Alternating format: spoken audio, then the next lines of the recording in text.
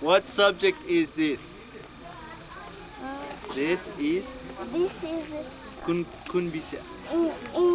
This is English class. This is English class. Sapale. This is English class. English class. No, Tiksa. Tiksa. What is your name? My name is Kumar. What is my name? Your name is Jimi, sir. Jimmy and I have been best friends since freshman year in college. 2 years ago, Jimmy joined the Peace Corps in Nepal. We kept in touch by writing letters back and forth. Jimmy tried to share his experiences in Nepal with me in his letters. I found Jimmy's letters describing Melung intriguing, but I really couldn't understand what it meant to Jimmy to live in a small Nepali village for 2 years. When Jimmy invited me to spend 6 weeks with him in Melung, I jumped at the chance. I decided to bring along my videotape gear so that I could share what I learned with you.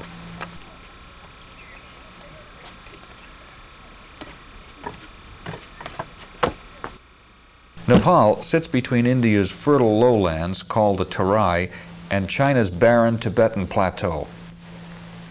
Nepal contains a large part of the Himalayan mountain range, including Mt Everest. The capital city is called Kathmandu. Kathmandu has modernized a lot in the last 30 years, but the rest of the country has a long way to catch up. Nepal's geographic and self-imposed isolation have left it one of the least developed nations on Earth. Since it opened its borders to the outside world in the early 50s, it has accepted foreign aid from many nations that recognize its strategic importance as a buffer between India and China. Getting to Kathmandu from Boston was straightforward, but getting from Kathmandu to Melung is not easy for someone like me who can't speak the native language. I was glad that Jimmy had the time to travel into Kathmandu to meet me at the bus station. Come on, Claude, man. Let's go. This is the bus. I asked Jimmy why he had left Boston to join the Peace Corps. I studied computer science at MIT, and then I worked as an engineer. But something was missing. I wanted to complete my education. I wanted to learn more about myself, establish goals, set priorities. I wanted to see what was going on in the third world. Africa, Asia, South America. I wanted to learn what quote development was all about, and I wanted to help out. Do my part. And Peace Corps just seemed like the best way to go about it. Ugh, what a hassle, huh? What do? I just put my stuff up there also? Yeah, I think you can nail it. I know. Uta afele rakna saksa ni. If you want to do it yourself, it's up to you. That's what these guys are here for. La, चढ्ने हो. बिस्तारै चढ्नुहोस् हो.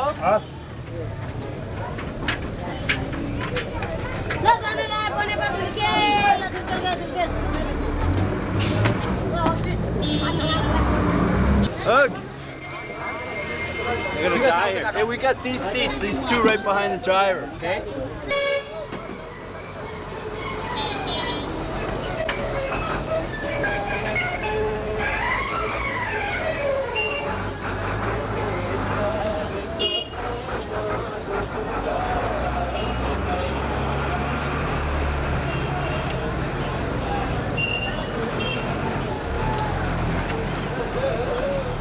Most Nepalis live more than a day's walk from the nearest road. Once they get to a road, they can afford to buy a bus ticket. Even though Melung is only 45 miles from Kathmandu, it'll take us 2 days to get there. 1 day by bus and 1 day on foot. Although the roads are carefully built, landslides still happen.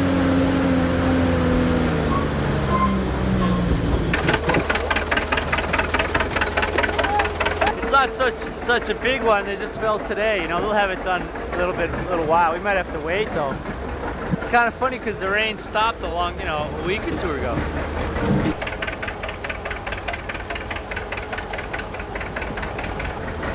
Just have to wait.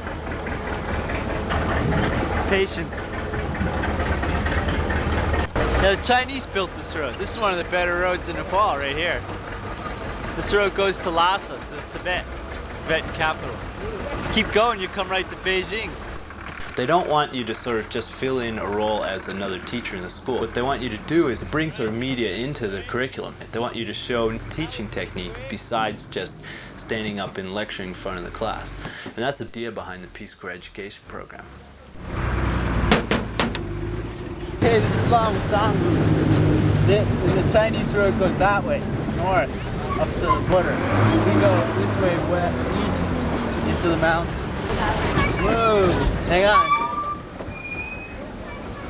Okay, we're gonna stop here. Probably stop here for something to eat. I can use something to drink. I'm pretty thirsty. I don't know if we can get Coke here or not, though. Yeah.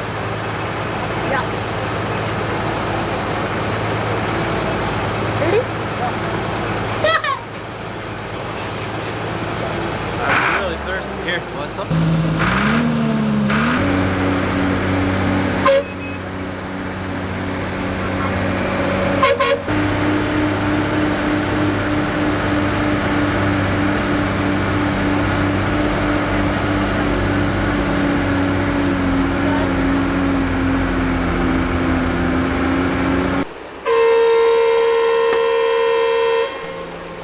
We stayed overnight in the village of Busti, where the road crosses the Kosi River. The next morning, I asked Jimi what he missed most when he first arrived in Melung.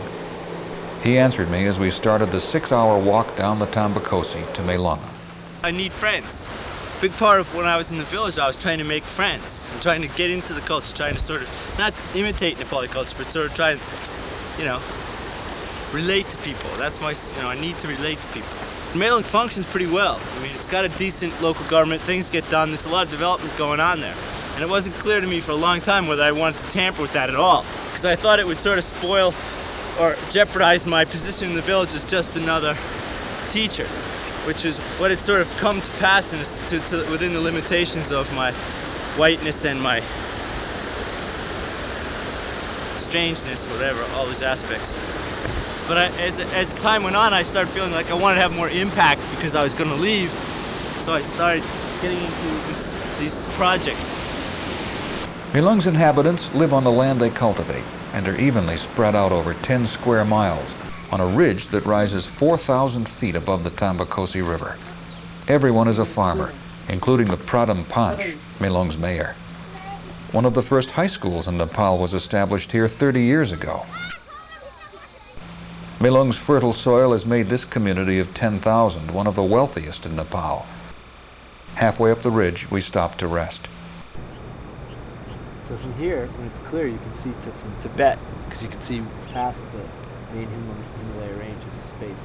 So you can see from Tibet, and there's one more ridge past the far ridge over there, and then it's the Terai. So you can see almost from China to the Terai from up on this mountain.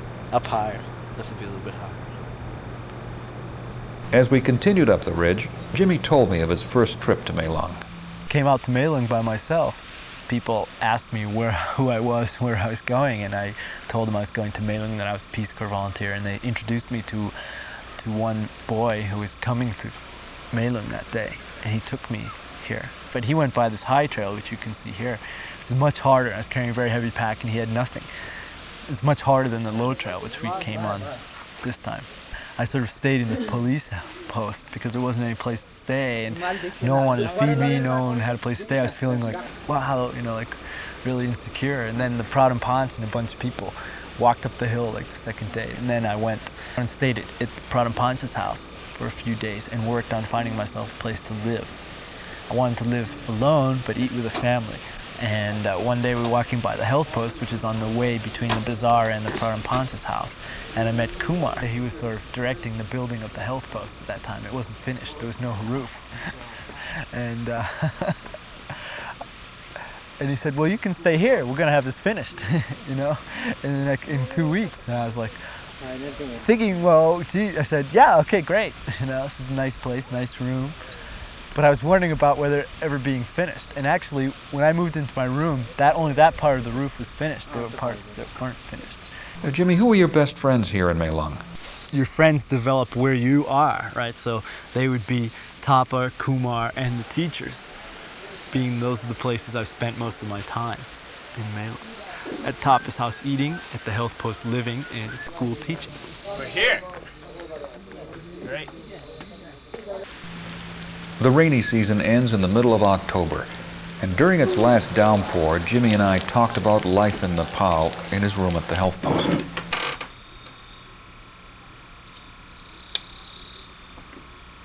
Yeah, we gotta keep these wicks trimmed, otherwise the light won't burn evenly.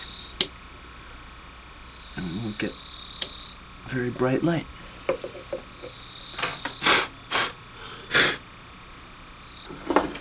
Okay, now we've got the wicks cleaned. There's not too much kerosene in here. Really, it's not too much in here either, so it means a trip to the bazaar to buy some more. You know, no fuel delivery, no home delivery.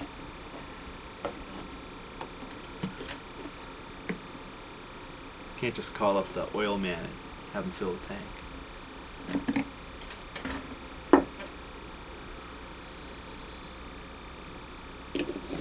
But then there's also what happens, I think, in Nepal, is since the people have tremendous patience, you know, tremendous ability to get from here to there, and climbing up the mountain with these great big loads, right? It tends to keep their focus local and narrow. Here, you concentrate on getting your load up the hill. The big thing you look towards is planting your rice, harvesting your rice, right? That's where your focus. In the States, you don't have to worry about where the next meal is going to come from. Your focus is broader, right? You're expected to have a career. You know, everybody wants to get to the top of the corporate pyramid. You know, not only do they want to be, but they're sort of expected to be, because you have all this leverage. You know, here being a success is sort of having a smooth day-to-day life, right? Are your kids clean? Do you get sick? You know, does your rice grow right? Is your bicey healthy? Right? So that's sort of the focus. Because, and I think the main difference is, again, this question of leverage. Jimmy told me that the Hindu festival of Tihar starts 3 days before the full moon. Tomorrow, after breakfast, we had been invited to a Brahmin farmhouse to attend a celebration.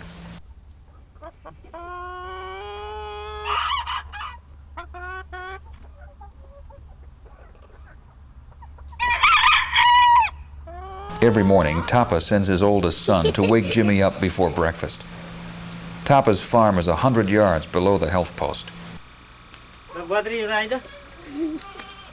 Jimi sarलाई वहाँ help पोस्टमा गएर बोलाएर लिएर जाऊ Tika!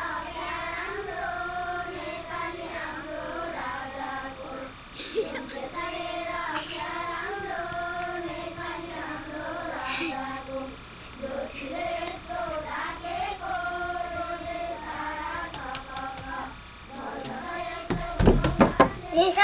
Hunting work. Hunter.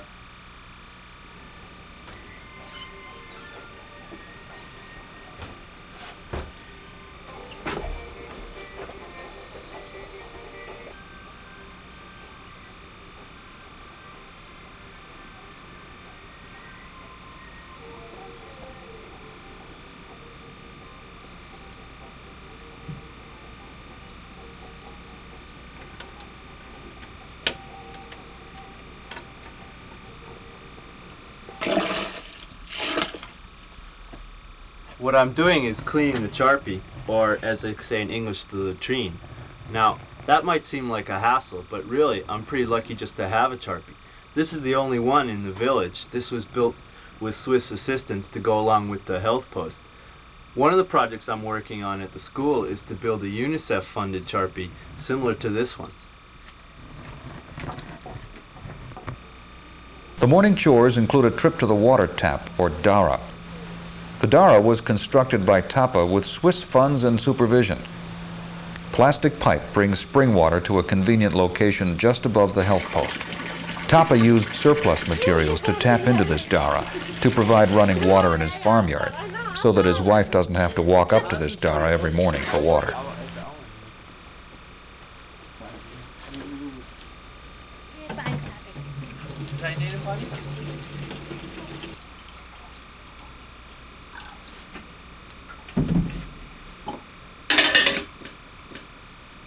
Jimmy, what are you doing?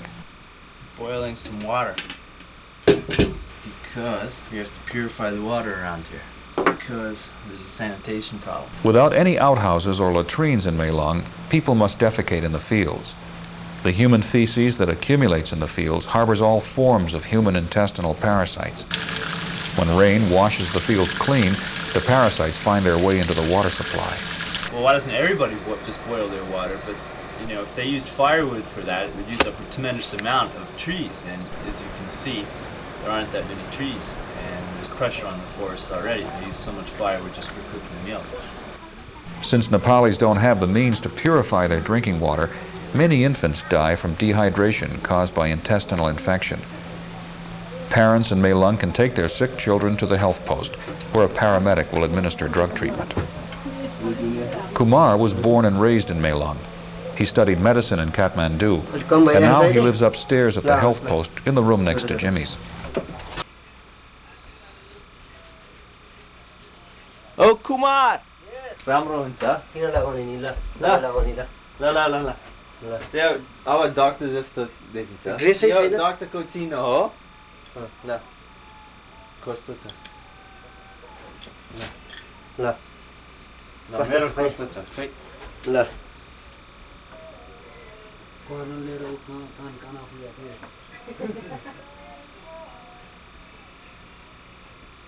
चल्छ कि चल्दैन मेरो मुटु खै चल्दैन मर्छ के रे चढाइ मर्छ ओहो मेरो मुटु I wanted to have a strategic retreat, and the health post is perfect for that, right?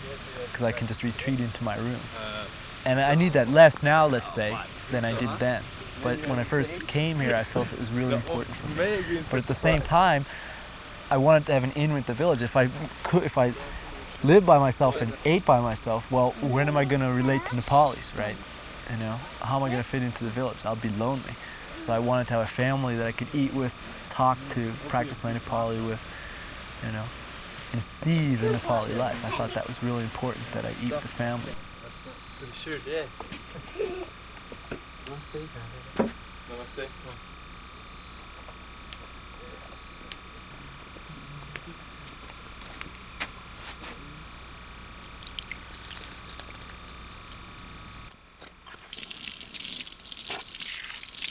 In the village, the family is the most important thing, right? And people within the family generally trust each other. So the sense of trust is developed between us. You know? And now I feel really comfortable in his house. Originally, it was a little, well, I'd go there to eat and then I wouldn't stay very long. And now I feel like I can stay there as long as I want. I feel very comfortable there. Hello?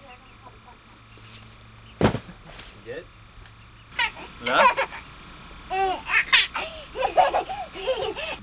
While Tapa's wife prepares a meal of rice, lentils, and vegetables, Tapa dries the unmilled rice he has recently purchased.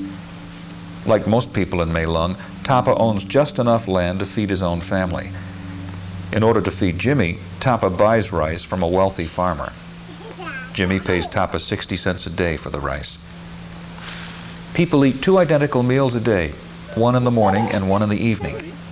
The meal is boiled rice with side dishes of cooked lentils and boiled vegetables. A wealthy villager often has clarified butter, curd, or boiled milk with his meal. Everyone enjoys a glass of tea with sugar after eating.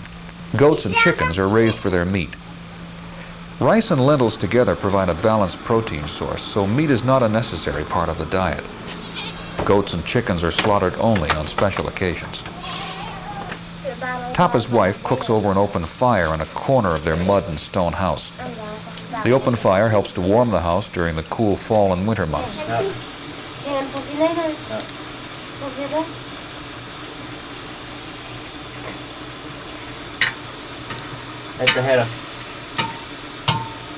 During the spring and summer, the smoke keeps the termites out of the wooden joists and rafters.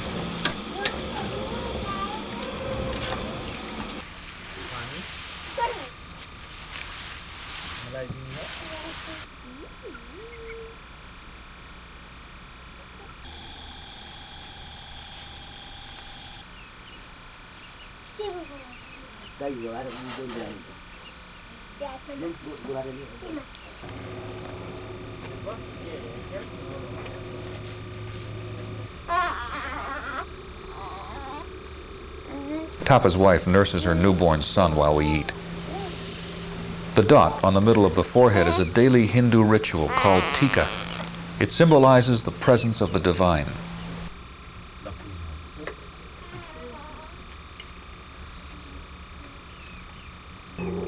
खाना कस्तो छ छोरी कस्तो छ खाना भात भात खाना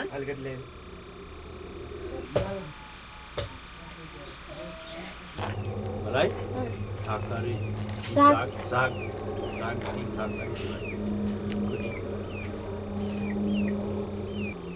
As we eat, preparations are underway for our arrival at this Brahmin farmhouse, where we've been invited to attend a celebration. Hindu culture divides individuals into three main castes: the Brahmin priest caste, the Kshatriya warrior caste, and the trade castes. In ancient times, Hindu culture was passed orally from generation to generation by the Brahmin priest caste. Now, even though Hindu sacred literature is written in Sanskrit, the Brahmins still place great weight on the correct pronunciation and recitation of the texts. Gayate nata chandasa parigena mitraistube natandasa parigena mijaskam rajanggacha goshtanam varikatute daurbadana deva savita devana mana drestan devaya janamase.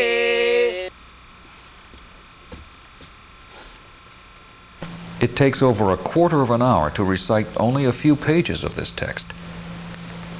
Ideally, every Hindu family sustains itself solely by farming the land it owns. Usually, only the Brahmin priest caste and the Kshatriya warrior caste own enough land to realize this ideal. The trade castes earn extra income as carpenters, blacksmiths, and tailors. This Brahmin just recited the traditional treatment of the cow. Hindu culture strictly forbids the slaughtering of cows. However, they keep cows to provide milk and fertilizer and to plow the fields. The Hindu festival of Tihar honors animals over a 5-day period. The third and most important day of the festival pays homage to the cow. This Brahmin's family now prepares the offerings it will make to its cows. This happens only once a year during the festival of Tihar, and Jimmy and I were invited to watch.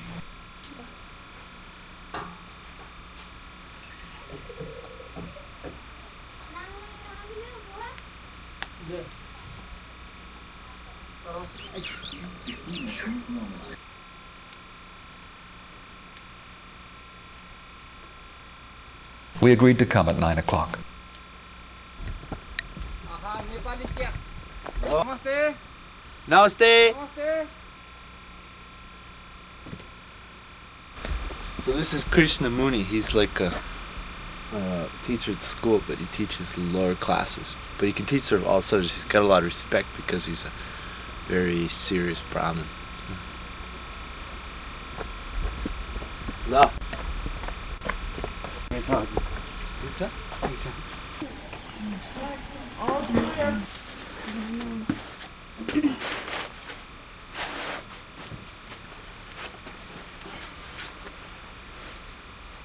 Aityo? यो चाहिँ बत्ती बाल्ने बत्ती Says that for us this must be strange.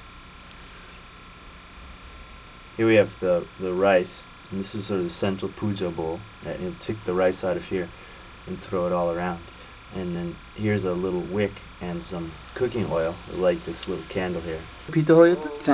This is rice flour cooked in oil. यो घाँस यो घाँस यो दुबो Duho? दुबो यो घाँस. So this is basically to feed to the cow and put some in here into the central bowl. And you noon ho. Okay, go ahead. These flowers are called malas. They're strung on a string and they put it on the necks of the cows. It's puja to the cows. It's it's worshipping the cows. And so this is puja to the water goddess, but generally to all gods or goddesses, you talk to them through Ganesh. This is rice flour and besar, which is a spice, and mixed together with water, and then they put this, use this flour as a paintbrush, put it right on the forehead of the cow. This is Tika. Right. This is to put on the forehead of the cow and then on their forehead. It's rice mixed with this red powder. त्यो रातो पितोलाई के भन्छ? रातो माटोलाई? Sindur. That's like this red mud. At the health post, women are passing by on their way to the weekly bazaar.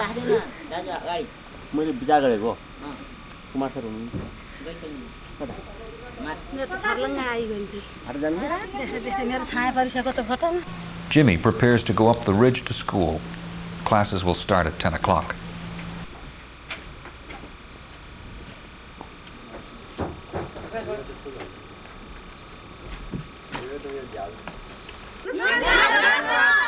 Namaskar.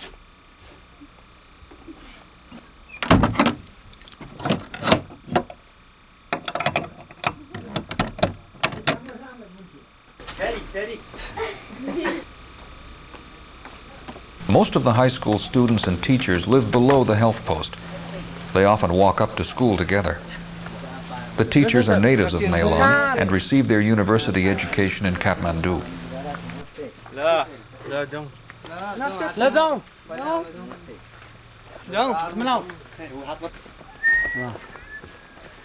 Hey, this is Taylor's house. Let's go in and see if I can get my button fixed.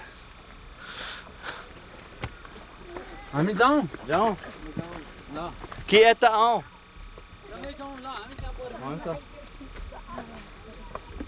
Là, मेरो दाग के गर्ने दाग छैन दाग छ यहाँ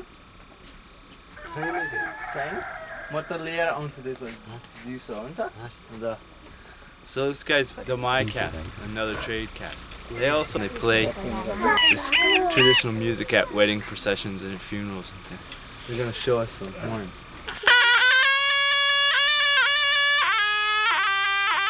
The Demai caste and all other trade castes are considered untouchable by the Brahmin and Kshatri castes.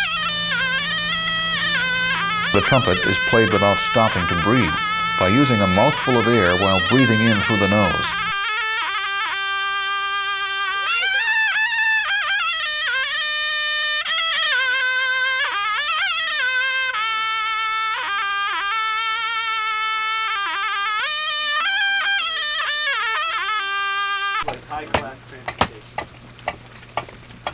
Prem, the high school science teacher, is one of 2 people in Melung who ride a horse. When you're walking up the hill and someone goes by on a horse, it makes you know, like, wow, that's what you need, you know, a horse. The bazaar grounds are on the way to school.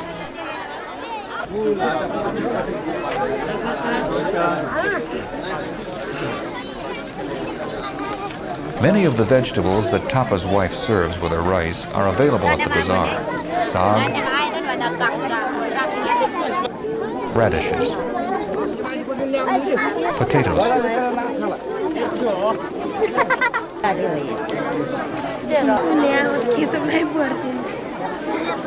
and a hot pepper called krisani.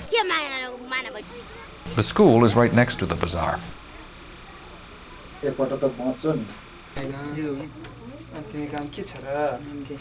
Gotta sign in. So this is like the big sanctuary where you can get away from the kids, you know. The kids aren't allowed in, where all the teachers hide out.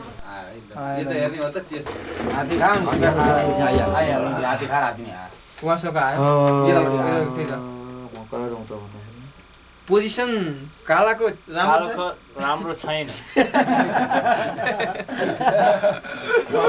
कालाको पैसा राम्रो छैन मन्त्री छ अरे ओ म भन्नुभएको छ हाम्रो संस्कृति हो अनि त्यहाँबाट सोधौँ त्यहाँबाट यो मान्छेलाई हरियो मान्छेलाई हरियो भनेको हाम्रो धर्म देवतालाई अनि हरिओमा भन्नुपर्छ अब हात डक्रियो अनि फेरि धर्म हुन्छ कि के हुन्छ हरिओम म जित्न पाऊँ भनेर प्रार्थना माग्ने पूजा गर्ने यसरी अनुरोध गर्ने फुल अस्ता पात लिएर चाहिँ मैले आज चाहिँ जित्न पाऊँ म तर मेरो विचारमा अब अलिक ढिलो भयो पहिल्यै गर्नु पर्थ्यो अब बाबुजीले पनि Oh, बाबाले पनि केही गर्न सक्दैन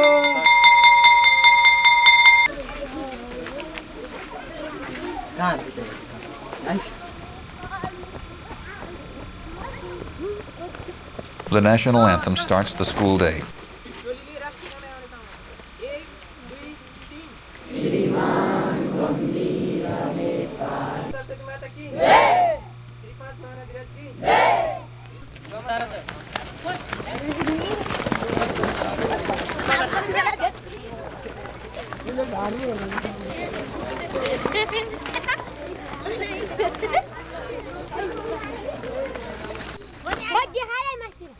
Black puja. Any money, sorry. Take the hurry. For Mesa? Mesa.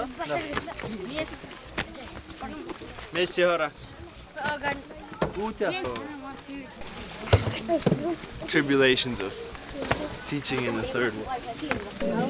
What is on the son? Hunter?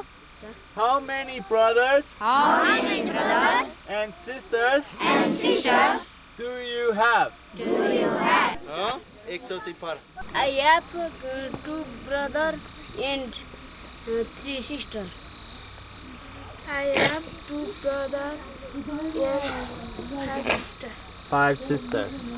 Sisters, Bana. 3 brothers and 1 sister. 2 brothers and 2 sisters. 2 sisters? 2 brothers Yeah. and 3 sisters. 4 brothers and 2 sisters. 5 brothers and 2 sisters. I have 2 brothers and 3 sisters. How many brothers and sisters do you have? Mosa. Oh. I am 5. I have. I am. I have. I have 5 brothers and 2 sisters. Between classes, Jimmy and I went up to the playing field. Jimmy explained to me that here in Melung, people provide for their old age care by turning over their farmland to their children. In the Hindu culture, women leave their own family to join their husband's family. To have someone stay at home, parents must have a son. The high mortality rate forces most parents to have 2 sons to make sure that one will live to take care of them. Even if every family stopped having children after they had 2 sons, the average family would have 4 children. Improving health care will increase the confidence of parents that a single son will survive to take care of them. Once parents feel confident having only 1 son, they still will need reliable birth control. In Melung, Swiss development workers have trained a half-dozen village women how to teach other village women to practice birth control more effectively. I asked Jimmy what impact this is having on the culture. In Hindu culture, the ideal is an uneducated woman because then she'll stay in the family. She's not going to move away, right? She's controllable. So just the idea of even sending girls to school is sort of a new innovation. There are some girls who go to school in Melung. The idea of coming in and teaching women anything, especially women who are married, because they're supposed to be under the control of their husbands, and to actually take those women out of the family where they're supposed to be cutting grass, feeding the cows, cooking the food, taking care of the kids, and taking them out of the house, bringing them to the health post, and teaching them anything, bringing them together even, is a radical step. And then to pay those women to actually go out and perform a service and pay them 200 rupees a month, which may not seem like much, but a primary school teacher only makes 400 rupees a month. So when you face the birth control problem, you face the population problem, you always seem to cause, a real cultural disturbance. Surrounded by people. How does it feel during? It's a real energy drain, Always it's like being in the center stage. You just get tired. You're tired just sitting here, It's like when I wrote back to Joe at the beginning. This is how it was in the beginning when I was by myself. It's not like this anymore. It's just because you're here. It's like being in a glass house, You can understand a little bit why celebrities are so paranoid of the press and everything. I mean, it'd be terrible to live without any privacy.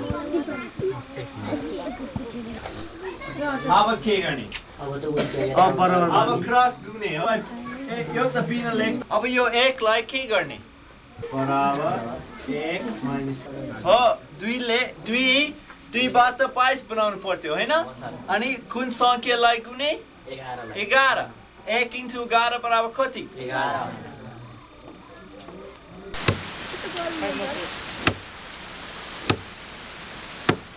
One doesn't need much algebra to figure out that with at least 4 children in most families, the population is growing rapidly.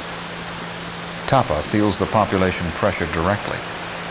Like most people in Melung, he now has to walk 2 miles from his farmhouse to cut firewood. Footpaths in Nepal have stone benches every half mile or so. These rest stops always have a scenic view.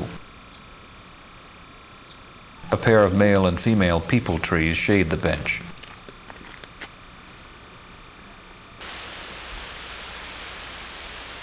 Travelers often meet at these rest stops.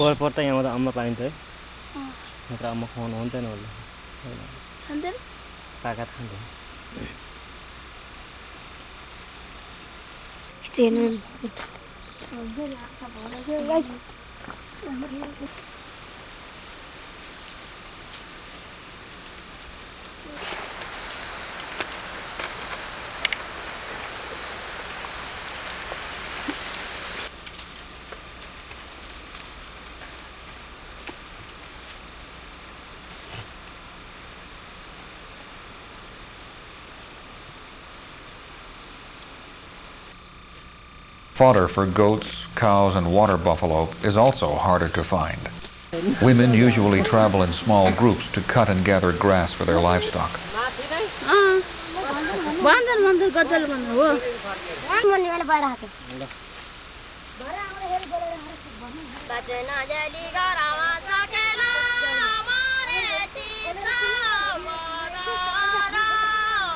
Meanwhile, back at the school,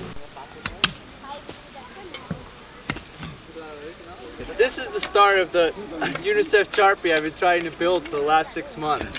These guys are now leveling the ground, and when the ground is level, we'll start digging the pit holes. And over here we have the stones carried from the quarry, and once the pit hole is dug, we can start building the walls. Once the walls are done, we'll be finished in time for my completion of service in December, which would be great. Now what I have done is acquired funds through Peace Corps Partnership Program in Washington to build a science lab in one of these new classrooms.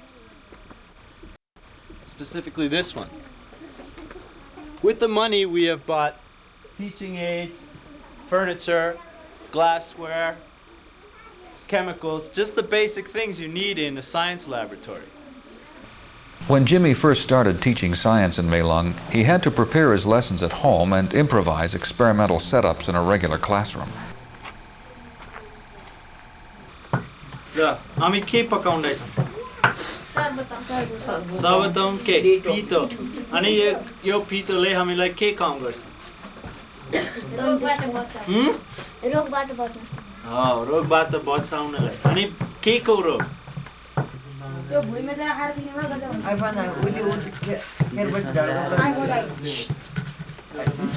क्वेसियोरका भन अनि अर्को Rasmus ल ठीक छ ल यहाँ राख the bistari. I asked Jimmy how he felt about the science lab after it was finished and ready for use. It's great. It's like so much easier to explain things to the students now, to explain scientific concepts to the students now that we have diagrams aboard, practical experiments that we can show. Dos. Ya 20. Ya 40. Hydrochloric acid, sulfuric acid, nitric acid, 1 liter. Yo nahi ho. Jimmy had the science lab finished in the middle of November. After a week of use, Jimmy went over the inventory with Prem and turned the keys over to the headmaster.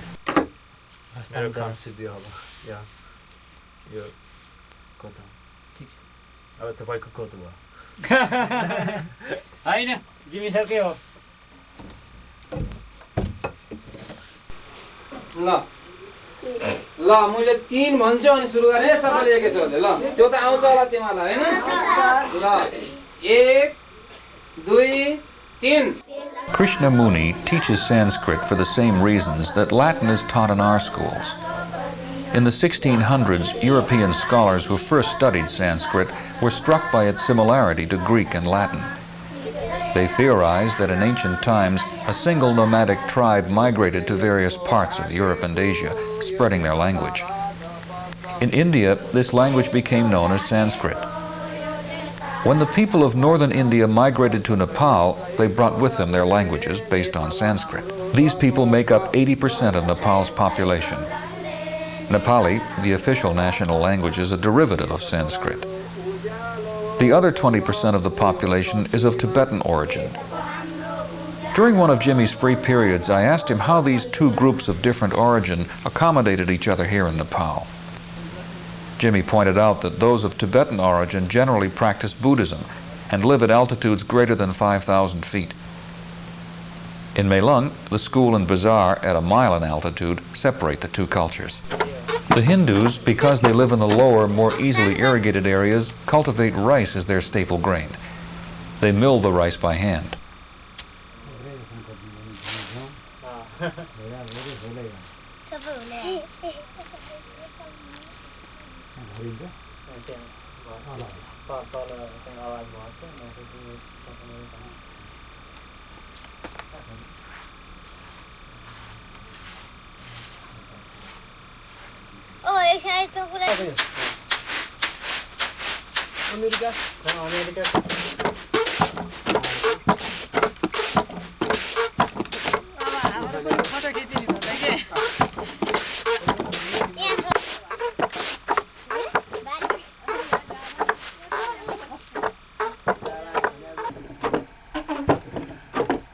The Buddhists live at higher altitudes where the ground is rockier and better suited to crops such as corn and wheat that don't require irrigation.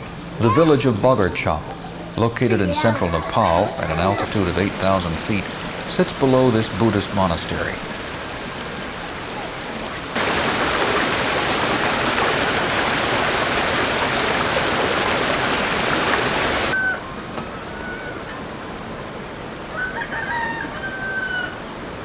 These prayer wheels sit in the middle of the main footpath through the village. The Buddhists always keep the prayer wheels to the right as they pass them by. In contrast to the Hindu tradition of chanting prayers, the Buddhists use prayer wheels.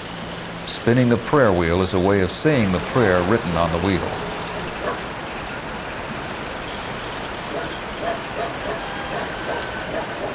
The cornfields have been harvested.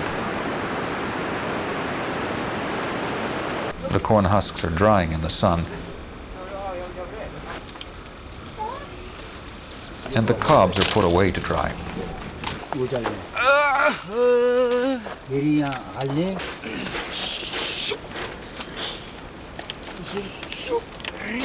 The kernels are pulled off the cob by hand, but unlike the Hindus who mill their rice by hand, the Buddhists often use water power to grind corn and wheat flour.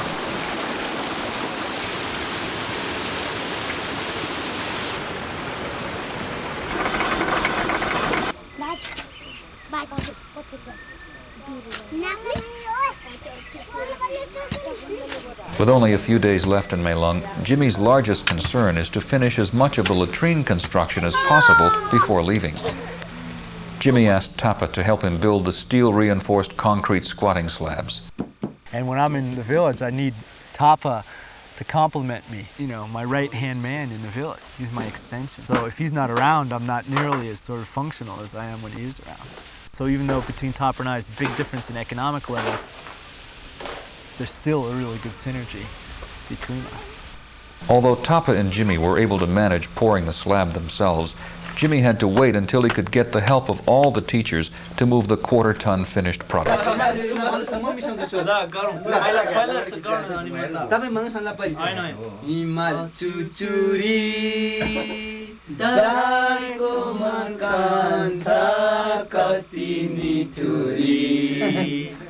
Sakupata tipera pani khau, sakupata tipera pani khau, avagito gajara jande tau, udlo himalma, butta bardai chu jali rumalma. बुट्टा भर्दैछु जाली रुमालमा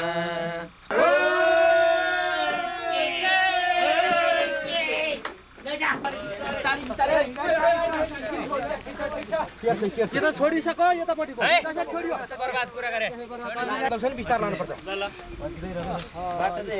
ठीक छ त्यसमा राखौँ त्यो अब मिलाएर बिस्तारै राखौँ त यसमा हो पर भेट्नु ए म भेट्दै काट्छु Jimmy hired members of the trade castes to make doors and hinges. These are special castes, like carpenters. They do all the carpenters that are low caste. Even though they're low caste, they make a lot of money, you know? I mean, making money as a trade is sort of looked down on by the old Hindu culture. So it's pretty amazing how they can like square this stuff up. Look at these boards. These boards are cut straight from trees, you know, and they just make these planks with just these few tools and a drop line, you know, and a square. They just build all this stuff, you know. It's pretty cool to watch.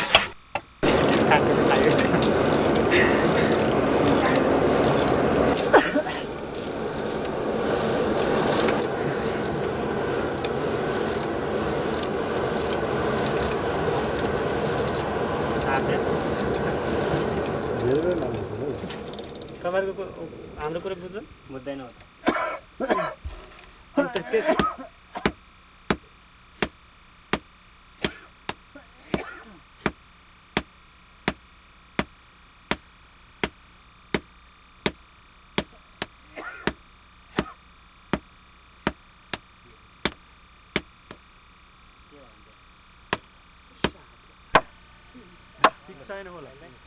I was thinking that it would have been really good if I'd taken basic building construction at school.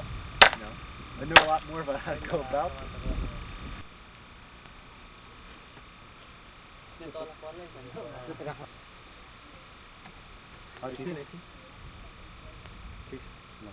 How's it look? Jimmy, it doesn't matter if one door frame is a little higher than the other. It's just a latrine. Of course it does. This is the spiffiest building in town. This is my memorial. This is as far as the construction had progressed on Jimmy's last afternoon in Melung. He told me about the collages he got in the mail from the United States when he first arrived in Melung. I remember I was really psyched when I got this in the mail. I'd just come back from my first visit to Melung before Christmas, and I'd come out just for a few days. And I felt really good to get back to Kathmandu. I felt a little bit lonely, you know. And then I got this in the mail. I was showing it to everybody. I was really psyched. See, the whole story, the life and good bad times of JP. It's great. It's really fun.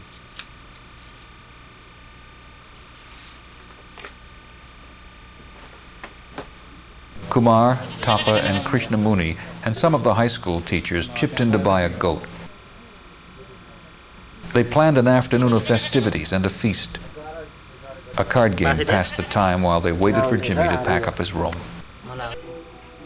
So there I was in America, more or less. Could be however I wanted to be, you know. I have my job. I had my job. I was pretty successful at that. I had my friends and, you know, a lot of good friends. But you can sort of relate to them how you want. I mean, on your own terms. That's why they're your friends, right? That's sort of how it is in America. And you're shielded from everybody else in a way. You know, people don't say hi on the street. People don't expect. They expect you to be civil when you go to a store, right, and buy something. And when you meet people. But that's easy. It's all greased up. You know exactly what to say. You know, everybody knows. And the situations usually go really smoothly, automatically. And you just aren't confronted that often with the impression you're leaving on people. And then here, you come here and boom, you're like, your main task sort of here as a volunteer is being an ambassador to America, right? And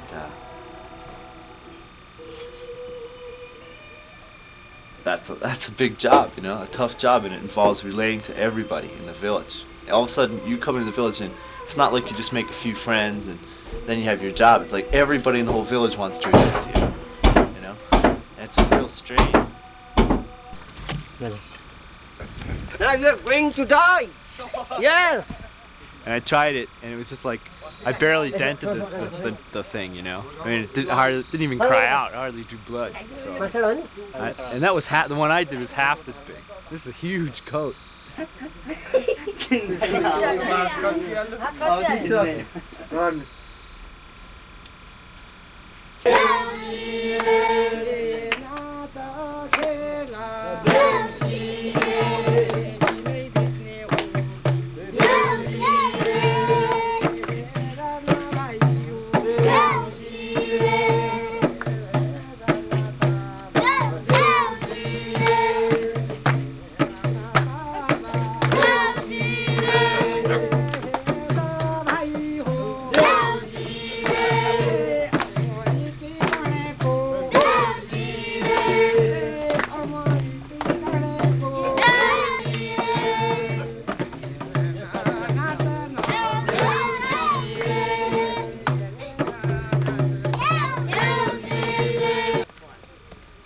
Prem insisted that Jimmy should not have to walk up to the school on his last day in Melung. I didn't want to go out with a whimper, you know. I wanted to go out with a bang. Everything that we're doing here, the Charpy, the science lab, the movie, it's all sort of leading up to leaving. Even though classes had been cancelled, the students gathered at the school to see Jimmy off. I could feel it. It's getting closer and closer to the deadline, more intense here, you know, and then it's just going to drop.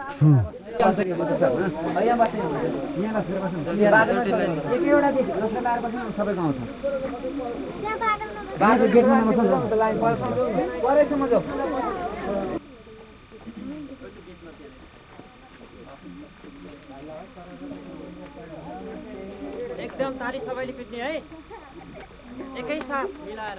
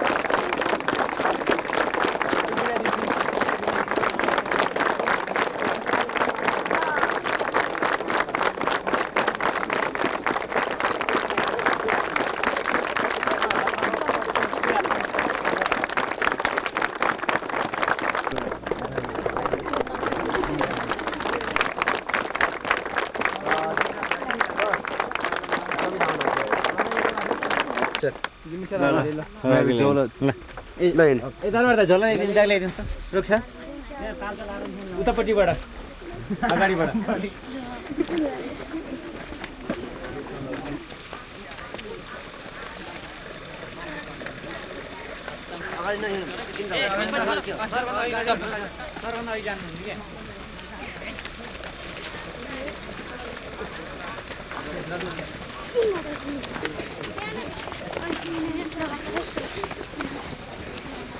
Hey, hey.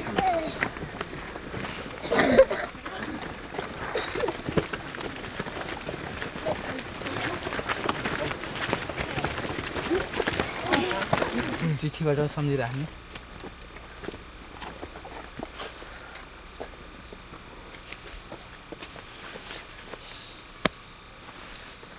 माया नमार्नुस् ल नमर्ने माया पनि नमार्ने फेरि आउने ल नमस्कार ल त Jimmy sir नराम्रो कुराहरूलाई छोडेर राम्रो सम्झना गरेर जानु होला है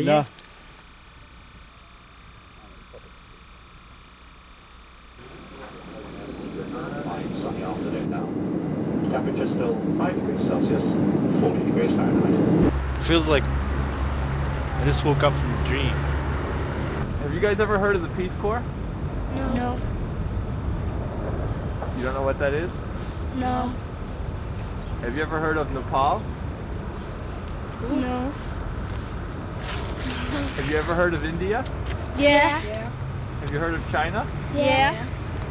Do you know about the mountains that separate those two countries? No. Have you ever heard of Mount Everest? Yes. What's Mount Everest? That's a volcano. The volcano? Yeah. Do you know where it is? Huh? Do you know where it is? No. I heard of it. Do you know where India is? I know where India is. Where? In India. It's in this globe, the world. It's in the world somewhere, huh? Yeah. Now just sit right back and you'll hear a tale of a faithful ship that started from this tropic port aboard this tiny ship. The mate was a mighty sailor man, the skipper brave and sure. 5 passengers set sail that day for a 3-hour tour. A 3-hour tour. The weather started getting rough. The tiny ship was tossed. If not for the courage of the fearless crew, the minnow would be lost. The minnow would be lost. The ship set crown on the shore of this uncharted desert isle, with Gilligan, the skipper, the millionaire, and his wife, the movie star, the professor, and Mary Ann, here on Gilligan's Isle. Now, this is the tale of our castaways. They're here for a long, long time. They'll have to make the best of things. It's an uphill climb. No boat, no car, no motor car, not a single luxury, like Robinson Crusoe, as primitive as can be. Awesome, that was awesome. Ginger always, people always go for a tuna fishing tour in sequins dress. So join us here each week, my friends. Sure you get a smile. But stranded castaways here on Gilligan's Isle. What other TV shows can we do?